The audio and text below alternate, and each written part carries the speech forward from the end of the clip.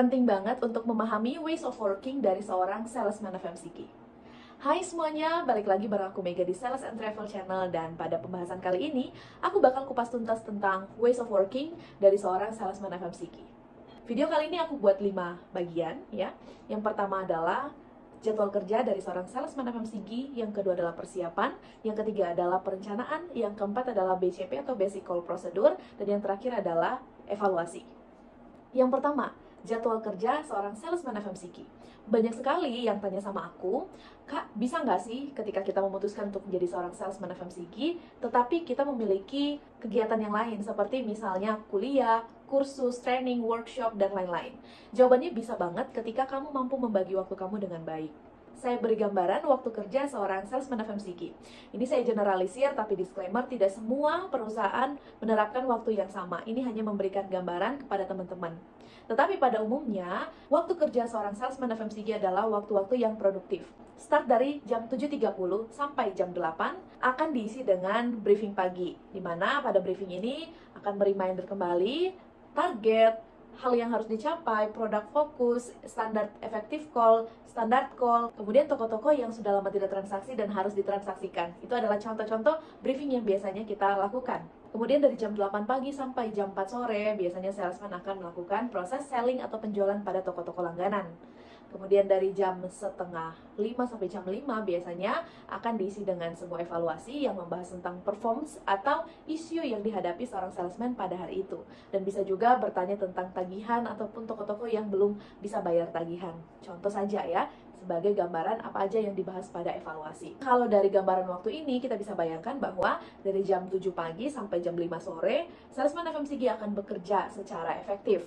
Nah, ketika kita memutuskan untuk melakukan kegiatan lain seperti kuliah, kursus, dan lain-lain, maka wajib tidak boleh mengganggu jam kerja, dan sebaiknya dilakukan pada jam di luar jam kerja seperti jam malam atau jam karyawan. Biasanya juga di-provide oleh lembaga-lembaga kursus ataupun beberapa universitas yang saya tahu seperti Mercu Buana itu ada jam khusus karyawan.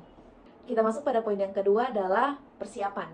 Setidaknya ada 4 persiapan yang harus kamu lakukan setiap kali kamu memulai waktu untuk menjadi seorang salesman FMCG. Yang pertama adalah persiapan diri, di mana kamu memastikan pada hari itu kamu memiliki badan yang fit, sehat, dan kuat untuk melaksanakan proses selling sepanjang hari. Kamu juga harus memastikan bahwa diri kamu layak dan pantas untuk menghadapi customer, seperti bau badan, kemudian kerapihan, self-appearance, kemudian grooming juga harus diperhatikan sebagai seorang sales FMCG. Kemudian persiapan yang kedua adalah persiapan tentang kendaraan. Nah, ini banyak sekali yang diabaikan oleh teman-teman FMCG, di mana biasanya kendaraannya itu tidak layak pakai lagi. Saya sarankan untuk selalu atau rutin mengecek tentang kendaraan, jangan sampai menjadi alasan atau kendala kalian tidak melakukan selling dengan efektif pada hari itu hanya karena kendaraan kalian. Pertama, cek bannya, cek mesinnya, cek bensinnya, cek olinya, dan cek rantainya. Jadi teman-teman memastikan bahwa kendaraan kalian siap untuk melakukan pekerjaan. Kemudian yang ketiga adalah persiapan tentang sales tools. Ya, apa aja yang ada di sales tools? Bisa aja HP kalian di charger atau tidak, kalian membawa power bank atau tidak, karena di zaman sekarang itu kita menggunakan SFA atau Salesforce Automation ya, kalau nggak salah singkatannya. Nah, itu adalah sebuah aplikasi yang kalian akan gunakan untuk mencatat orderan, untuk absen toko, untuk foto pajangan toko, sehingga ketika kalian memiliki baterai atau HP yang tidak mumpuni, itu akan sangat mengganggu pekerjaan teman-teman. Kemudian juga kalian harus kalau zaman dulu ya, teman-teman itu pasti bawa kalkulator, retailer card, atau buku untuk mencatat orderan. Tapi kayaknya sekarang itu rata-rata sudah menggunakan HP. Jadi pastikan HP kalian baterainya full dan juga bawa cadangan power bank. Kemudian yang keempat adalah persiapan tentang promotion tools. Ya, biasanya akan dibagikan seperti katalog, price list, kemudian stiker, poster, dan hal-hal lain yang berkaitan dengan promotion tools. Jadi di pagi hari kalian wajib mempersiapkan 4 ya tadi ya. Persiapan diri, kendaraan, sales tools, dan promotion tools. Jangan lupa. Poin yang ketiga adalah perencanaan. Apa aja sih yang harus kalian rencanakan di dalam setiap harinya seorang salesman FMCG? Oke, biasanya perencanaan ini akan dibahas pada sesi briefing ya. Jadi saya bocorin nih apa aja yang harus kalian bahas. Pertama, cek PJP-nya atau rute tokonya dan pastikan semua toko ini bisa kamu kunjungi. Dalam artian 100% call ya.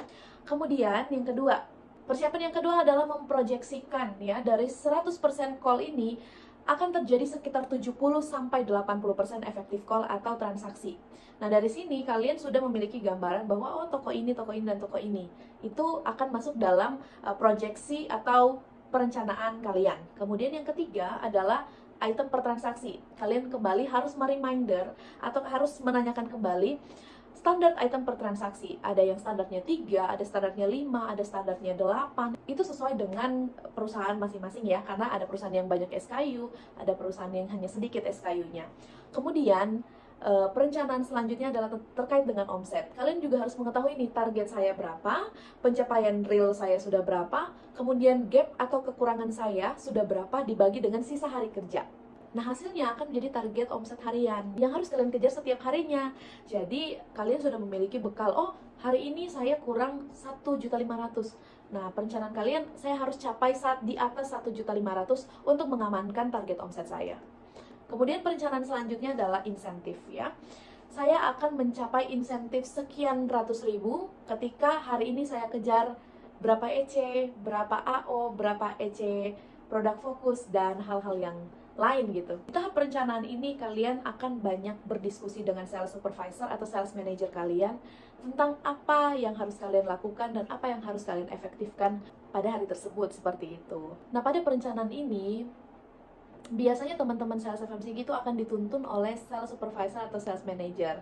Nah, mereka akan sangat dengan tekun untuk mereminder teman-teman tentang standar, tentang target, dan tentang performance yang harus teman-teman kejar. Jadi jangan takut, lupa, susah, nggak bisa ngitung. Teman-teman semua pasti akan dibantu dengan atasannya. Kalau atasannya nggak reminder, kalian yang aktif untuk bertanya, bos, saya untuk capai insentif sekian harus kejar berapa, untuk capai target saya harus kejar berapa, kekurangan saya masih berapa.